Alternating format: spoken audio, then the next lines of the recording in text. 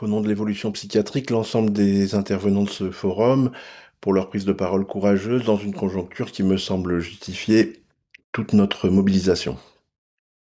Il me semble, dans ce contexte, important de pouvoir rappeler la citation d'un fondateur et d'un pionnier du secteur, en la personne de Lucien Bonafé, dont vous connaissez le propos, selon lequel on peut juger de l'état d'une société à la façon dont elle traite la question de la folie. Nous sommes, me semble-t-il, dans un moment d'actualité de cette formulation et dans un risque de bascule politique qui montre un risque de dérive autoritaire dont je voudrais ici déplier les modalités. D'abord, du point de vue de la méthode utilisée, cet amendement, sans concertation aucune avec les acteurs du champ psychiatrique et de la santé mentale, ni ses praticiens, ni ses organisations syndicales, ni ses usagers, cette proposition de loi constitue une tentative d'imposer une transformation majeure des pratiques et de l'organisation des soins. Je n'insiste pas sur le cynisme d'une démarche qui, profitant d'une conjoncture économique difficile, prétend permettre une réduction des coûts de la pratique pour mieux détourner à son seul profit un budget pourtant en diminution dramatique depuis des années. La méthode brutale de cette proposition de loi, en tout cas, proposée de façon unilatérale, en révèle d'emblée une pente autoritaire. Dans ses objectifs, ensuite, cette démarche révèle un vœu d'hégémonie d'un dispositif, donc celui des centres experts qui, pour le dire avec nuance, est loin d'avoir fait la preuve d'une avancée décisive et ne recueille de la part de la majorité des praticiens qu'une opinion au mieux dubitative, bien souvent un peu plus critique. On ne peut effectivement que se montrer perplexe devant la position de surplomb prise par ces centres experts qui se contentent d'une démarche diagnostique et de préconisation, sans se préoccuper de la mise en œuvre de celle-ci, et dont l'adoption du projet de loi rendrait encore plus difficile la pratique quotidienne sur le terrain. À vrai dire, la position de ces centres experts, dont la fonction se limite à des recommandations, donc, témoigne surtout d'un souci de se débarrasser à bon compte du cœur de ce qui fait notre pratique, le suivi, l'accompagnement et la thérapeutique de nos patients au quotidien, mais peut-être aussi cette démarche témoigne-t-elle d'un souci de se débarrasser de l'angoisse que cette pratique peut impliquer. L'amendement, en tout cas, tente ainsi d'imposer ses propres choix au détriment de nombreuses autres orientations qui font la richesse de la psychiatrie depuis sa fondation, tout comme celle de la santé mentale. Je n'insiste pas non plus sur le caractère concerté d'une démarche qui fait suite, vous le savez, à l'amendement 159 déposé au Sénat et qui visait au déremboursement de tout acte se réclamant d'une démarche psychanalytique, mais également de la décision de l'ARS du Loir-et-Cher retirant son agrément psychiatrique à la clinique de psychothérapie institutionnelle de la Borde.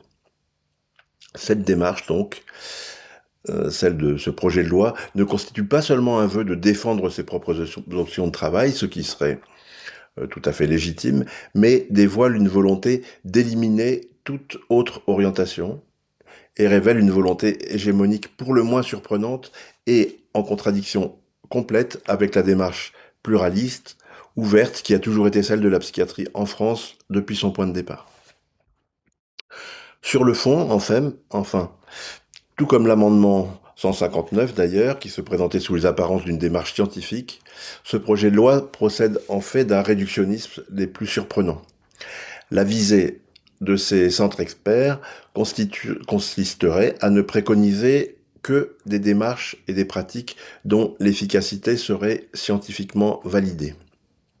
Cette ambition relève au mieux d'une grande naïveté quant au fonctionnement de nos sociétés, et on pourrait, pour l'illustrer, se limiter à 3 fonctions sociales essentielles dont il est sensible qu'elles ne peuvent pas être réduites à une évaluation par des critères scientifiques d'ailleurs étroits.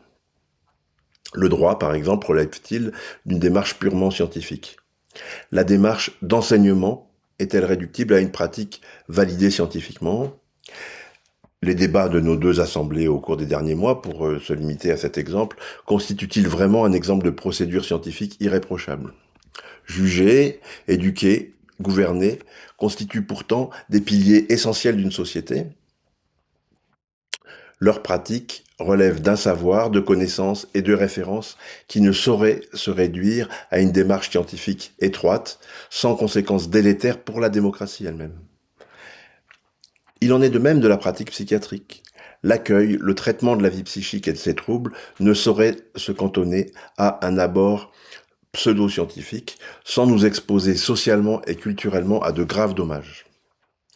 Un tel réductionnisme, semble-t-il, ne peut que faire écho au déploiement outre-Atlantique, et plus particulièrement par quelques hurluberlus de la Silicon Valley, d'une philosophie qui prétend réduire la vie psychique à celui du cerveau humain, et ce cerveau à celui d'une machine informatique, peut-être un peu complexe, mais de plus en plus contrôlable. Cette démarche révèle ainsi une pente dangereusement totalitaire, me semble-t-il. Comme souvent donc, le traitement de la folie et l'organisation des soins psychiatriques révèlent des enjeux politiques et sociétaux plus généraux. Nous en avons ici une nouvelle illustration.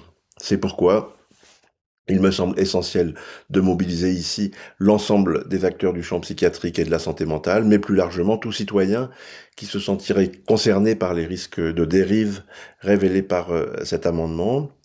J'y associe, pour conclure, le vœu que notre forum puisse se prolonger dans une réflexion qui constitue également une force de proposition permettant d'examiner ensemble les évolutions, adaptations et avancées d'une pratique de secteur en psychiatrie dirigée vers l'avenir. Je vous remercie à tous de votre attention.